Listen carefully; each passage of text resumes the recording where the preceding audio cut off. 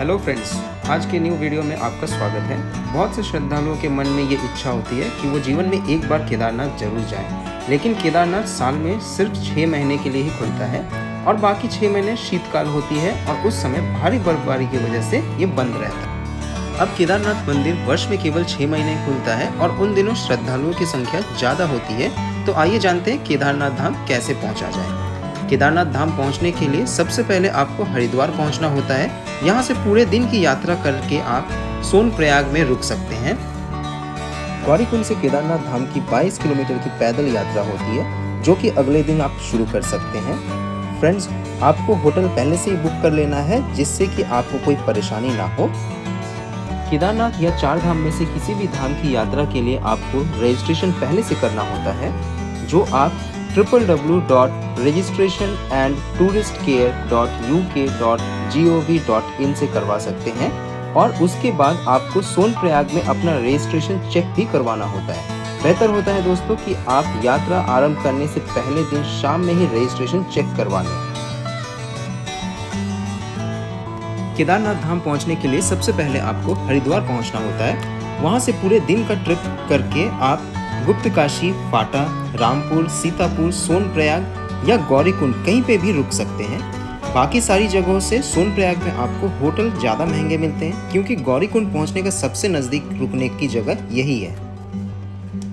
सोनप्रयाग से ही आपको गौरीकुंड के लिए शेयरिंग जीप मिलती है और अगर आप गौरीकुंड के अलावा कहीं और रुके हैं तो सुबह के 4 से 4:30 बजे तक सोनप्रयाग पहुँच जाइए, क्योंकि शेयरिंग जीप सुबह 4 बजे से ही चलनी शुरू हो जाती है। सोनप्रयाग से गौरीकुंड का रास्ता लगभग 6 किलोमीटर का है। गौरीकुंड में स्नान करने की मान्यता है और यहाँ स्नान करने के साथ ही आपकी केदारधाम की पवित्र यात्रा शुरू हो जाती है। केदारनाथ यात्रा हर साल अप्रैल या मई के महीने में अक्षय तृतीया के दिन शुरू होती है और अक्टूबर या नवंबर के महीने तक चलती है और भाई दूज पर कपाट बंद हो जाता है। मई जून में यहाँ सबसे ज़्यादा भीड़ होती है, हालांकि यही मौसम सही होता है। वहीं जुलाई से सितंबर में बरसात की वजह से भीड़ बहुत कम हो जाती है, क्योंकि इस वक्त पहाड़ों से पत्थर गिरने का डर रहता है और अक्टूबर से नवंबर तक यहाँ ठंड काफ़ी बढ़ जाती है, जिस वजह से भीड़ कम रहता है और यही सबसे सही वक्त है यात्रा करने के लिए, क्योंकि इस वक्त आपको होटल्स काफ़ी कम रेट में मिल जाती है। अगर आप पालकी या पिट्ठू से यात्रा करना चाहते हैं तो गौरीकुंड से ही आपको ये सुविधा मिल जाती है और इसके लिए भी काउंटर्स होते हैं जहां आपको लाइन लगाकर टिकट लेना होता है। अगर आप अपनी यात्रा घोड़े या खच्चर से करना चाहते हैं तो इसका काउंटर आपको गौरीकुंड से ही कुछ आगे मिलता है।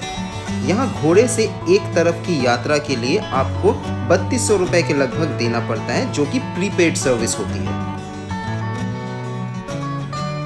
लगभग 3.5 किलोमीटर चलने के बाद रास्ते में आता है चीरबासा भैरव जी का मंदिर, जिसकी अपनी ही एक प्रचलित कथा है।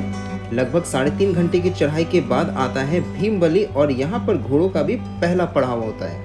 यहाँ से अब आपको काफ़ी खड़ी चढ़ाई मिलेगी और यहाँ से मंदिर की दूरी लगभग 10 किलोमीटर रह जाती है।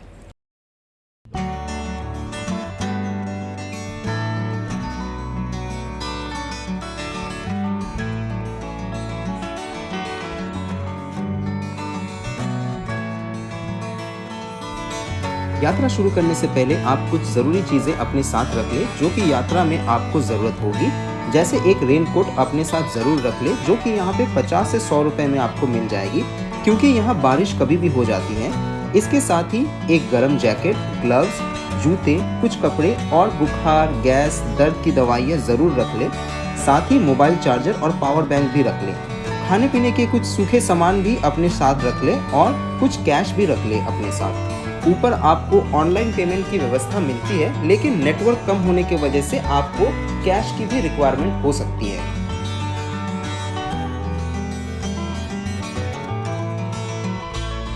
यात्रा के दौरान आपको जगह जगह पर भंडारे लगे रहते हैं, जहां पर आप भोजन कर सकते हैं। पूरे रास्ते में आपको खाने पीने की चीज़ें मिल जाती हैं, लेकिन ये थोड़े महंगे होते हैं। जैसे एक बोतल पानी आपको 70 से 100 रुपये में मिलती है, एक मैगी आपको 50 से 70 रुपये में मिलती है। और ये महंगे इस वजह से भी होते हैं क्योंकि ये सारी खाने पीने की सामान जो है वो पिट्ठू या घोड़े पे लाद कर इतनी ऊंचाई तक लाते हैं, जिसका खर्च भी इसमें जुड़ जाता है।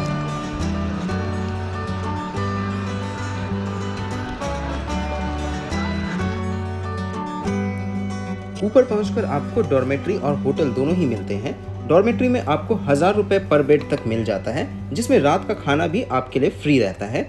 और वहीं होटल्स आपको 3 से 3500 रुपये पर नाइट के हिसाब से मिल जाता है।